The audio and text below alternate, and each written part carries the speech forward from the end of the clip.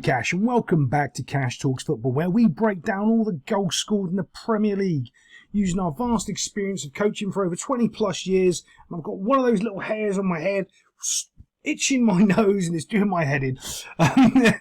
If you miss our live streams, join along and you'll see our nice sarcasm where we berate players for being really good and really bad all at the same time.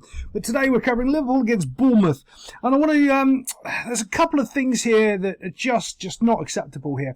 First off, you look at Bournemouth and they're allowing Canine to have all of this time and space. And remember, if you watched any of my videos before, we know the 5-second rule that Cash writes. If someone's got their hand up telling a player what to do and not doing a job, someone's about to score in the Premier League, and that's exactly what happens.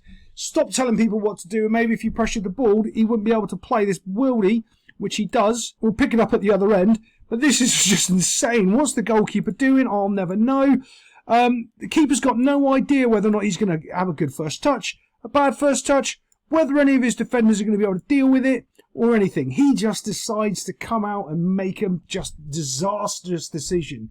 And when this happens, if you've ever played in any sort of level with any team, when your goalkeeper comes out and makes such a calamity like this, your back four loses all confidence. They're just like, well, doesn't matter what we do, this idiot's just going to throw us the game away. Especially when you're away, you're at Anfield, and you really don't want this to be happening in the first half an hour of a football game. Look at how bad that is. He just has to control it. Now here's the other part. When the keeper comes out and does this, do you see where this defender's got to run to, right? Because the defender can no longer run and try to win the ball off Diaz because he'd actually run into his goalkeeper. He's actually got to check and go over here, and now Diaz can just win the ball and go around him. All over, it's terrible football. Like, the keeper should just be sitting and waiting. The defender should be trying to do, well, defend us. It's in his name. One's keeper, who sits in the goal and he keeps it, and the other one's defender and he defends it. When the keeper tries to defend it and then the defender tries to be the keeper, you can't do that because it's not any keeper any man. Sorry, I don't know if you ever played that when you were a kid. Yeah. There are different rules when you're a kid. Goalkeeper any man, so anyone could be a goal, and or goalkeeper one touch, or name your goalkeepers. Yeah, all weird rules that we used to play when we were kids. But as goes round him here, he's still got a little bit of work to do, but not that much, because this poor little wee chap here can't use his hands. The one that can decided to jump out of the box and do something absolutely stupid. And here's the point: Canate's fantastic pass, because it pretty much was, and Diaz's little tuck and receive, all goes to the wayside because everyone's commenting about how bad this goalkeeper is, and you forget about how quality the pass is.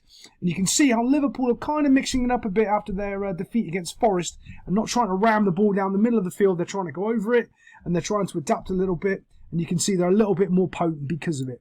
Gets his little finish in, bosh, and then it goes 1-0 to Liverpool. Let's move on to the next goal. Again, I want you to notice how open Bournemouth are here. 1, 2, 3, 4 defenders with 1, 2, 3, 4. Is there a Liverpool player hiding behind my scribble there? Yeah, 5. Look, there's absolutely nobody from Bournemouth there. None whatsoever. Trent just gets to wander through the middle of the field, doing whatever he wants. He's going to pick out Diaz. He's going to slowly come across. It doesn't really matter because there's no real pressure. He's just looking for that opening, looking for another mistake from them to try to thread a ball through to someone. And just to see, he's not going to do it with Núñez because he will be offside. Even here, if Darwin Núñez received the ball, he would be offside. I promise you it would happen in the Premier League. They go, no, sorry, Núñez.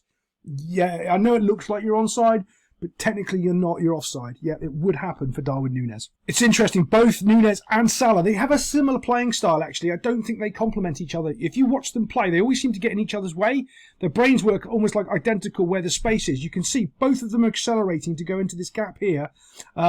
Diaz actually puts the brakes on, and that's who Trent ends up finding. But these two are very, very similar. If you watch them, when any ball's played, they're making a similar runs, and it's almost like as well, when you've got that experienced player and you're the new player, Darwin, he wants to give the experienced player the goal, but then the old player is trying to get the new player a goal, so they're passing to each other when they should be shooting, they're shooting when they should be passing to each other.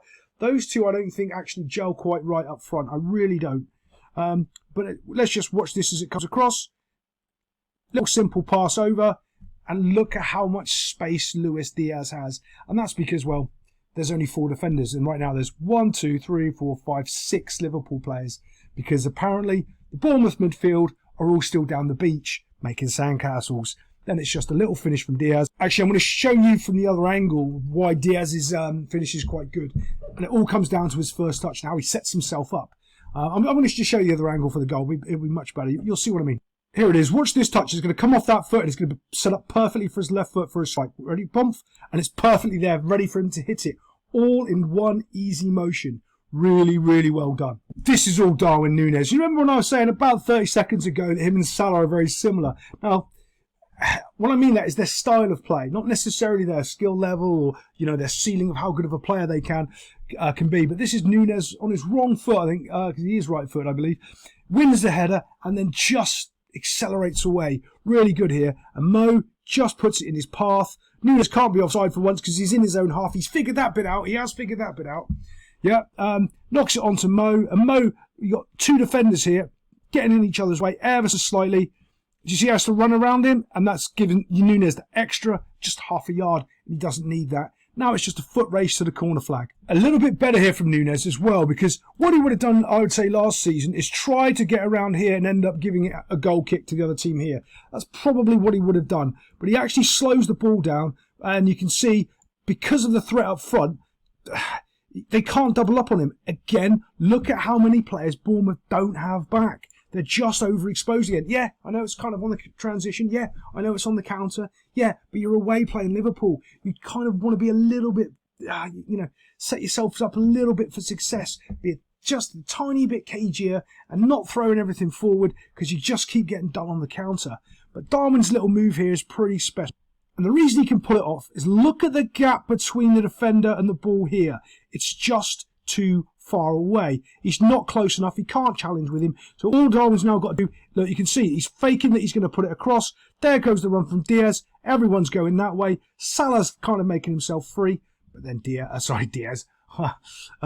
Captain Chaos does this. Cuts it inside, dosh, and then he just manages to find a worldy shot and puts it into the far corner. It's a quality strike from Núñez. It is one of his better goals for Liverpool, I believe.